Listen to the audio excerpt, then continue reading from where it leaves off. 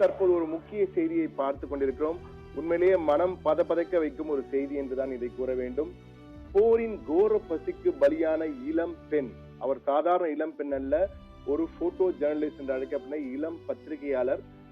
இந்த ஃபாத்திமா அசோனா என்ற இந்த பத்திரிகையாளர் காசாவிலே நடைபெற்றுக் கொண்டிருக்கும் போரின் உக்கிரத்தை, இழிவுகளை, அதாவது அந்த கட்டிட இடிபாடுகள் மற்றும் மனித உயிர்களின் அந்த சத்தம் ஆகியவற்றை எல்லாம் அங்கிருந்து உடனுக்குடன் தனது புகைப்படங்கள் மூலமாக உயிர் தந்து உலகமே அறிவதற்கு காரணமாக இருந்தவர் தான் இவர். அத்தகைய ஒரு இளம் பெண் ஃபாத்திமா அசோனா தற்பொழுது காலமாக இருக்க, அதுவும் சில தினங்களில் அவருக்கு திருமணம் நடைபெற இருக்கிறது. அவரது குடும்பத்தாருடன் அவர் ஒரு வீட்டிலே அமர்ந்திருந்த பொழுது திடீரென அவர் வீட்டிற்குள் 2 ராக்கெட்டுகள் வந்து விழுகின்றன. அடுத்த சில நொடிகளில் ஃபாத்திமா அசோனா மட்டுமல்ல, அவரது கர்ப்பிணியாக இருக்கக்கூடிய அவருடைய சகோதரி உள்ளிட்ட 10 பேர், ஒரே குடும்பத்தை சேர்ந்த 10 பேரும் அங்கு பலியாகிறார்கள், ரத்த வெள்ளத்திலே பலியாகிறார்கள்.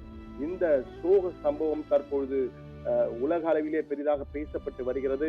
இதற்கு சர்வதேச போட்டோ பத்திரிகையாளர்கள், புகைப்பட கலைஞர்களுடைய சங்கம் கடும் கண்டனத்தை தெரிவித்திருக்கிறது. உடனடியாக போர் முடிவுக்கு வர வேண்டும் என கூறியிருக்கிறது.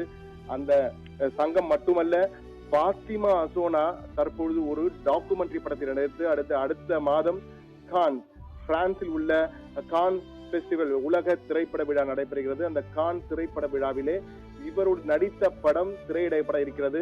அவர் நடித்தது என்னவென்றால், காசாவிலே என்ன நடக்கிறது என்பது குறித்து இவரும் அந்த படத்தின் இயக்குனர், ஈரானிய இயக்குனரான ஃபார்தியும் பேசுவது போன்ற ஒரு காட்சி அமைக்கப்பட்டு ஒரு டாக்குமெண்ட்ரி படம் தயாரிக்கப்பட்டிருக்கிறது.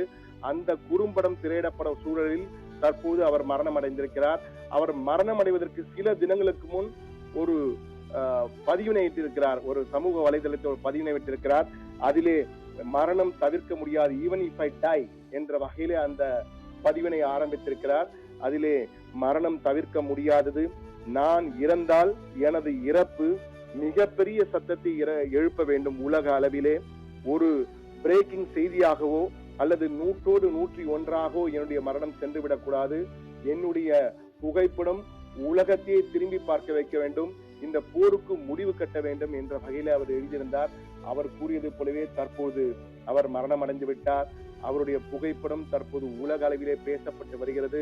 அவர் எடுத்த ஒவ்வொரு புகைப்படமும் காசாவின் நிலை எப்படி இருக்கிறது, அந்த அழிவின் உச்சத்திலே காசா இருக்கிறது என்பதை எடுத்துக்காட்டும் வகையில் தான் இருக்கிறது. குறிப்பாக சொல்ல வேண்டும் என்றால், பாலஸ்தீனுடைய மிகப்பெரிய மயானமாக காசா மாறிவிட்டது என்பதை எடுத்து சொல்லும் வகையில் தான் அந்த புகைப்பட பத்திரிகையாளரான ஃபாத்திமா அசோனாவின் காட்சிகள் இருக்கின்றன. உண்மையிலேயே மனம் பதப்பதைக்க வைக்க என்றுதான் கூற வேண்டும். சில தினங்களில் இவருக்கு திருமணம், 8 மாத கர்ப்பிணியாக அவரது சகோதரி மற்றும் அவரது குடும்பத்தினர் 10 பேர் என ஒரே நொடியிலே உயிரிழந்திருக்கிறார்கள். அந்த காசாவில் எந்த அளவுக்கு மிக மோசமான ஒரு சூழல் காணப்படுகிறது என்பதை எடுத்து சொல்லும் வகையில் தான் இந்த அவருடைய மரணமும் இருந்திருக்கிறது.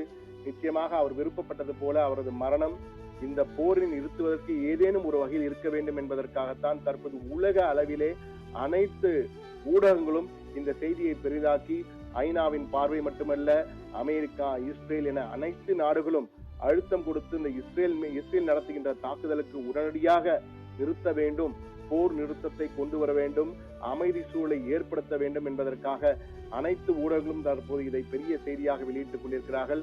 அந்த பத்திரிகை மறைந்த ஃபாத்திமா அசோனாவுக்கு சத்தியம் டிவி சார்பிலும் நாங்கள் வீர வணக்கத்தை தெரிவித்துக் கொள்கிறோம்.